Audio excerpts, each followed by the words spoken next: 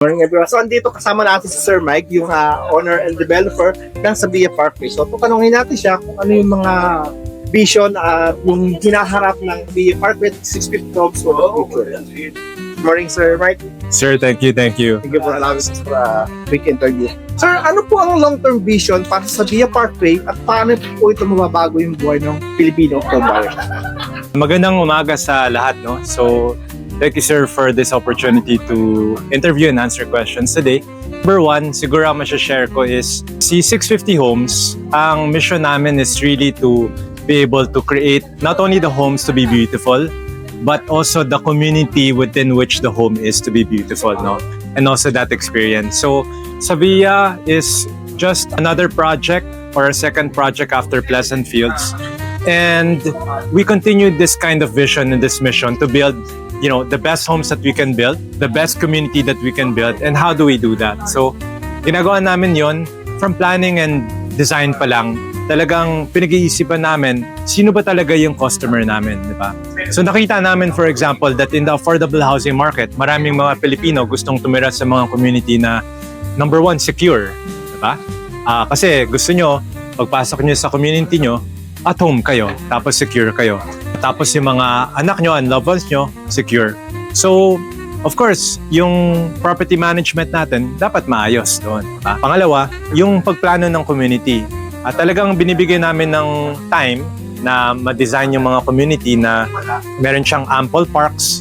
At saka yung park namin, talagang linalagay namin usually sa sentro ng community para talagang ma-enjoy ng mga bata. No? Ano ba yung nagiging inspiration nito? No?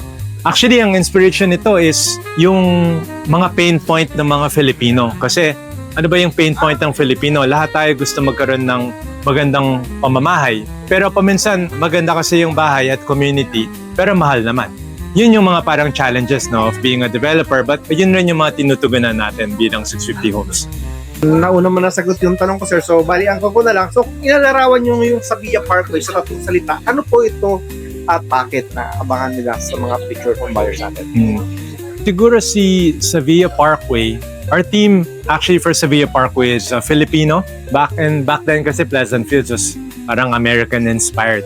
This one is a circle back to Filipino, but it's Filipino modern and it's tropical. Second is we can say that this community has a very strong community focus because if you will look at the amenities that we have for this subdivision, of course, we haven't released it totally sa market, no, kasi we're still waiting for the proper regulatory permits for it.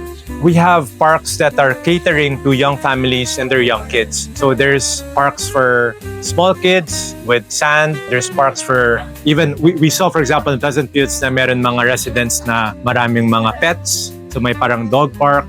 Tapos meron siyang pickleball court, may courtyard park. So iba-ibang klaseng park. May great park for somebody magkaka-event or something like that. Those are the things that you can expect there.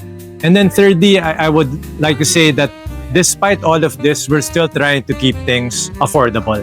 And next question is, ano po yung nakikita ng future ng real estate market dito sa Cavite in the next 5 years? So in Cavite, land prices are rising fast. Cavite is still number one actually in Metro Manila. I mean, in the outer parts in the greater Metro Manila for housing, no? For demand in housing. Why? Kasi it's just, kumbaga, one stop away from Metro Manila for people who work there. Pero ngayon, nakita nyo, uso ang work from home. As we saw also in Pleasant Fields, maraming work from home. I think the demand will continue to surge. I think we are isolated. For example, yung sinasabi nila there's a slowdown in condominium supply. We're not into condominiums, we're into horizontal development. And if you think about the trend na people who used to live in condo, eventually, they want to buy a house. Kasi usually, pag may 1 or 2 bedroom condo ka, tapos medyo lumalaki na yung anak mo or nagkaroon kayo ng isang anak, ang gusto mo is magkaroon na ng bahay. You can find all of that in Cavite, and that's why I think the demand continues to surge.